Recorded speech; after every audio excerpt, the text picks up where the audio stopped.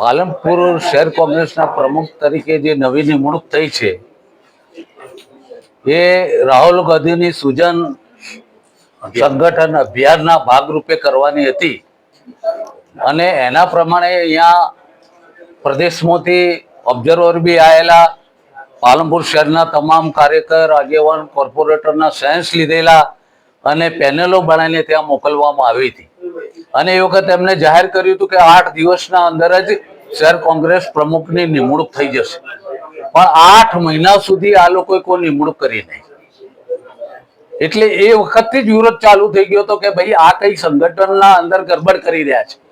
બાકી સેન્સ લેવાઈ ગયો, રજૂઆત થઈ ગઈ, પછી 8 મહિના સુધી ખેંચવા માટેનું કોઈ કારણ નહોતું. એટલે અમુક રાજકીય માણસો એવું ઈચ્છતા હતા કે એમનો જ માણસની નિમણૂક થાય અને એ જ વાત 8 મહિના પછી બની છે. એના કારણે આ જબરજસ્ત વિરોધ શહેર કોંગ્રેસના પ્રમુખ વિરુદ્ધ ઉભો થયો. બીજું કે શહેર કોંગ્રેસના પ્રમુખને કોઈ અનુભવ નથી, એ કોઈ ચૂંટણી લડેલો નથી કે નગરપાલિકાની ચૂંટણીઓમાં કોઈ દાડો સક્રિય તેને ભાગ લીધેલો નથી. એટલે એના કારણે જબરજસ્ત વિરોધ છે. નવા પ્રમુખની વરણી કોઈના ઈશારા દ્વારા કરવામાં આવી છે કે પક્ષને કઈ રીતે એનો હું માનું જ છું કે ખરેખર તો સાયન્સ લઈને નિમણૂક કરવાની વાત હતો, બીજા ઘણા બધા નામ આવ્યા હતા, આ તો નામ જ નહોતું. પણ આપણા MP જ્ઞાનીબેનને બહુ લાગણી હતી આ નામ માટે, એટલે એમને આ નિમણૂક કરાઈ છે. આગળ શું સ્ટેન્ડ રહેશે શહેર કોંગ્રેસના કાર્યકરો? આમ તો શહેર કોંગ્રેસ સમિતિના આગેવાનો કાર્યકરોએ નક્કી કર્યું છે કે આ નિમણૂક થઈ છે ખોટી થઈ છે અને એના સામે આપણે લોકશાહી ઢબે મહાત્મા ગાંધીના વિચારધારાના નીચે રહી અને એનો વિરોધ કરવો જોઈએ. એ પ્રમાણેની કાર્યવાહી ચાલુ કરી છે. અને છતાં બી જો આ વસ્તુમાં એ લોકો નહીં માને તો એક પરિસ્થિતિ ઊભી થશે કે નગરપાલિકાની ચૂંટણી ખૂબ નજીકમાં આવી રહી છે. 30/4 તો તમારે મતદાન થવાનું છે. અને શ્રી જ્ઞાનીબેનને અમે અત્યારે મેસેજ દ્વારા અને અમારી કોંગ્રેસ કાર્યાલય અમે આ પત્ર જે સહી વાળો છે એ અમે મોકલી આપ્યો છે.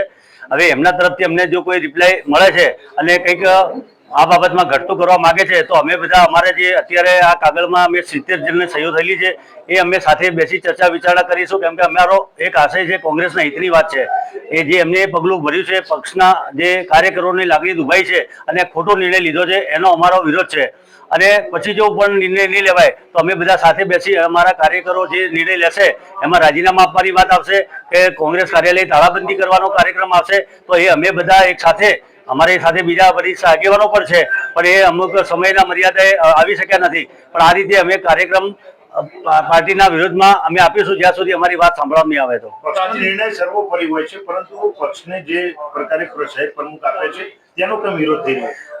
મગજીભાઈ, આપની વાત સાચી છે. આજકાલ કરતા મને પણ 40 વર્ષ થયા. અમે પાર્ટીના સદસ્ય અને નિષ્ઠાવાન આગેવાન છીએ, પણ આજે પાર્ટીના અંદર કાર્યકરોને અડધૂત કરવામાં આવે છે. પાર્ટીના કાર્યકરોની લાગણીને સમજતા નથી અને જે ગ્રાસરૂટના કાર્યકર છે, પાયાના કાર્યકર છે, એમને અવગણના કરી અને આવી રીતે પેરાશૂટ વાળા કાર્યકર જે કાર્યકર જ નથી. પહેલા તો એ જે ભાઈ પાર્ટી ઓફિસ કોઈ દિવસ મેં જોયો નથી, આજે સામે મારી આવે તો હું એ કૌશલને ઓળખતો નથી.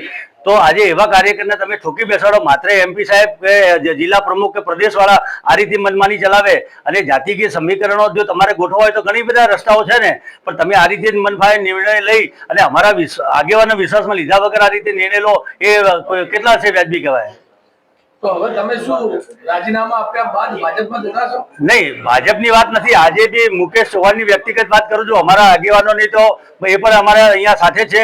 અમે પાર્ટી છોડવાની વાત નથી. પાર્ટીના અંદર સમર્પિત ગાંધી ચિંધ્યા માર્ગે, જેમ સુરેશભાઈ કહ્યું એ પ્રમાણે ગાંધી ચિંધ્યા માર્ગે અમે આનો વિરોધ કરીશું અને પાર્ટીને અહેસાસ